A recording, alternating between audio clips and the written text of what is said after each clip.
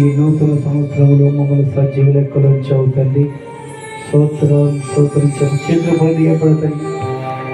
నోరు తెరవండి. మైకి చెప్పింది మీ గురించి. నోరు తెరవ అంటే నోరు చేతులు పైకి లేపు. చేతులు పైకి లేపాలి. నోరు తెరవాలి. పూటకు 3 పూటలు అన్నం పెడతావు శరీరానికి. కానీ నీ మాట ఎందుకు వినదు? దేవుడు చెప్పినట్టుగా చేయాలని. నోరు తెరవని. ఎంతసేపులో దేవుడు నీతో మాట్లాడాడు కదా. ప్రభువా నైనా నీ కొందనాలు. స్తోత్రము తండ్రి. నిజంగానైనా నేను మారు మనసు పొంది బాప్తీసం తీసుకున్న పిల్లల్ని రక్షణ పొంది ఉండాలి యేసయ్యా అని చెప్పండి అందరూ. స్తోత్రం స్తోత్రం చెప్పండి. నోరు తెరవతలే. గట్టి నోరు. 2 గంటల సేపు దేవుడు నీతో మాట్లాడితే ఒప్పుకోవా? కంటితో ఏదైనా తప్పు చేసావా? లేదంటే నీ నోటి మాటతో ఏదైనా తప్పు చేసావా? చేతులు పైకి లేపి గట్టిగా చెప్పలు కొట్టు. దేవుడి గట్టిగా చెప్పలు పడతా. గట్టి పడదా. యేసయ్యా యేసయ్యా. హల్లెలూయా. దేవా చప్పలు కొట్టమన్నాను కదా. అలసిపోవు కదా. చప్పలు కొడితే కూడా ఆరోగ్యమే కదా. చేతులు పైకి లేపు. నీవు లేని భవనాలు నాకు వద్దు నాయనా. నీవు లేని ప్రభువా ఇల్లు నాకు అవసరం లేదయ్యా. నీవు లేని జీవితం నాకు లేదు వద్దు నాయనా. నీతోనే ఉండాలి ప్రభువా. ఎప్పుడు ఎవరు ఏమైపోతారో తెలియదు నాయనా. ఈ లోకంలో శాశ్వతమైనది కాదయ్యా తండ్రి. సినిమా విలువలు తెలుసుకున్నామయ్యా. రాజకీయ విలువలు తెలుసుకున్నాము. డబ్బు విలువలు, ఫ్లాట్ల విలువలు తెలుసుకున్నాం. బంధువుల విలువలు తెలుసుకున్నామయ్యా. కానీ నీ విలువ మేము తెలుసుకోలేకపోయాం ప్రభా. తల్లి గర్భంలో 9 మాసాలు వాన ఎండ లేని చోట మమ్మల్ని పెంచి పెద్దలు చేసావని నీ విలువ మేము తెలుసుకోవాలని చప్పలు కొడుతూ దేవుని చూపించి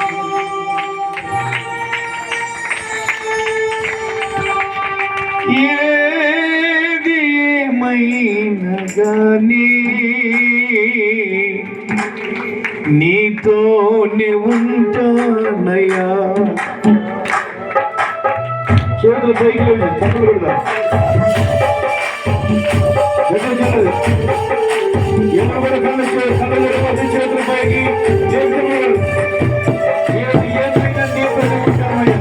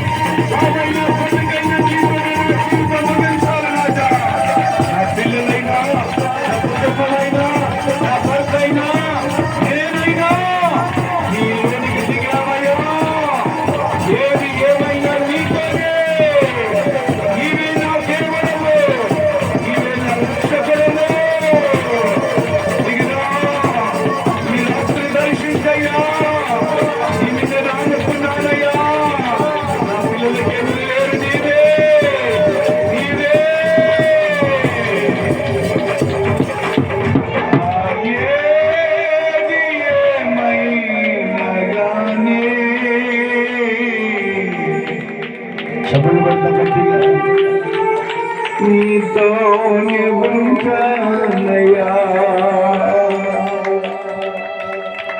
నన్ను